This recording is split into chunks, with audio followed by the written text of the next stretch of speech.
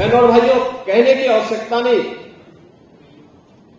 कि जिन लोगों को आजमगढ़ और रामपुर कठिन लगता था, इसी सरकार ने आजमगढ़ और रामपुर को भी आसान करके वहां पर भारतीय जनता पार्टी का झंडा गाड़ने का काम किया। Anti narcotics task force highly professional ਬੰਦੇ ਹਾਇਰ ਕੀਤੇ ਨੇ, ਚਾਹੇ ਉਹ ਲਾਅ ਅਫਸਰ ਹੋਣ, ਚਾਹੇ ਉਹ ਫੋਰੈਂਸਿਕ ਦੇ ਹੋਣ, चाहे और जांच के अधिकारी हों, ते अपनी होंगे ना दे। पंजाब सरकार में है नशे के खिलाफ जीरो टॉलरेंस। पंजाब सरकार का एक और कठोर कदम। शिकायत दर्ज करवाने के लिए मैसेज करें 9779100200 पर।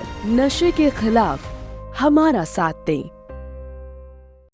2027 के उत्तर प्रदेश विधानसभा चुनाव की शुरुआत है, कि वास्तव में जो लोग कल तक हमें जाति के नाम पे बांटते थे और तमाम बात के आधार पर बांटते थे, उनको मालूम हुआ होगा कि उनका जो तीर था उल्टा उन्हीं के लिए साबित हो गया है। बहनों और भाइयों, कहने की आवश्यकता नहीं कि जिन लोगों को आजमगढ़ और रामपुर कठिन लगता था, इसी सरकार ने आजमगढ़ और रामपुर को भी आसान करके वहां पर भारतीय जनता पार्टी का झंडा गाड़ने का काम किया। जिन्हें कुंदरकी और कटहरी की चुनौती लगती थी, वहां पर भी भारतीय जनता पार्टी का झंडा फिर से गड़ा है। और मैं फिर इसी बात को कह रहा हूं कि चाहे वह मीरापुर हो, चाहे वह गाजियाबाद हो, चाहे वह खैर हो, चाहे वह कुंदरकी हो, चाहे वह कटहरी हो, चाहे वह फूलपुर हो, चाहे वह मझवा हो, ये सभी सीटें लोग अपना अपना विश्लेषण प्रस्तुत करते थे, लेकिन उन सब से अलग हट करके एक एक कार्यकर्ता की मेहनत, एक एक जो पदाधिकारी और मंत्रीगण वहां लगाए गए थे, उनकी प्रयास, उनके स्तर पर बैठ करके उन्होंने जो रणनीति वहां पर तय की, वह हम सबके सामने इस रूप में आई है। और मैं जब हमारे साथ नए विधायक एनडीए को यहां प्राप्त हुए हैं, उन सबसे भी यही कहूंगा, जनता की अपेक्षा और बेहतर तालमेल बना करके जब वह चलेंगे, तो मान के चलिए कि यह उपचुनाव 2027 के उत्तर प्रदेश विधानसभा चुनाव की शुरुआत है, जिसमें भारतीय जनता पार्टी एनडीए ने बढ़त प्राप्त करके पहले ही विपक्ष के मन में भय पैदा कर दिया है।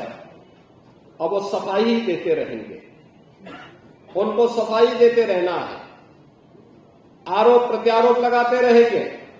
हमें उसकी परवाह के बगैर आगे बढ़ना है, आगे की इस लड़ाई को मजबूती के साथ आगे बढ़ना है। और इस अवसर पर मैं अपने ये सातों के सातों नवनिर्वाचित विधायकों को, जिन्हें पार्टी ने, एनडीए ने मौका दिया, श्रीमती मिथिलेश पाल जी को राष्ट्रीय लोकदल जो हमारा सहयोगी है, उन्होंने प्रत्याशी बनाकर के उतारा। राष्ट्रीय लोकदल और भारतीय जनता पार्टी के कार्यकर्ताओं ने सामूहिक रूप से लग करके उन्हें विजयी बनाने में अपना योगदान दिया। परिणाम हमारे सामने है, विपक्ष धराशायी होता हुआ दिखाई दिया। श्री अनिल कुमार के नेतृत्व में जो मंत्री और जो पदाधिकारी वहां लगे थे, पूरी मजबूती के साथ वहां पर कार्य कर रहे थे। परिणाम हमारे सामने थे, विपक्ष दूर दूर तक नजर नहीं आ रहा था। ऐसे ही गाजियाबाद में हमारे वहां महानगर के ही अध्यक्ष वहां पर प्रत्याशी बने और चुनाव कितना साइलेंटली हो रहा था, वह बताता था कि इसका यहां का परिणाम बताएगा कि हम विजयी होंगे, और परिणाम हमारे पक्ष में। कुंदरकी के बारे में तमाम आशंकाएं थी और कुंदरकी ने दिखा दिया है कि वास्तव में जो लोग कल तक हमें जाति के नाम पे बांटते थे और तमाम बात के आधार पर बांटते थे, उनको मालूम हुआ होगा कि उनका जो तीर था उल्टा उन्हीं के लिए साबित हो गया है। और श्री रामवीर सिंह कुंडलकी में रिकॉर्ड वोटों से, आप सोचिए, एक ऐसी विधानसभा में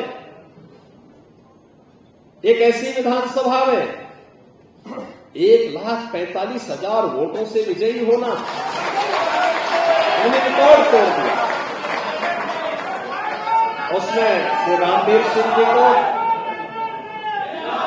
और मुरादाबाद के अपने सभी कार्यकर्ताओं का, वहां पर जो हमारे मंत्री लगे थे, धर्मपाल सिंह जी थे, श्री जेपीएस राठौर जी थे, श्रीमती गुलाब देवी जी थी, श्री जसवंत सैनी जी थे, इन सभी लोगों को, और सचमुच मैं जब भी फोन करता था तो मुझे सभी लोग वहां प्रेजेंट दिखाई देते थे। ये सब था कि वहां पे रहते थे, ऐसा नहीं कि खन्ना जी की तरह वो कभी कश्मीर चले गए, कभी गोवा चले गए।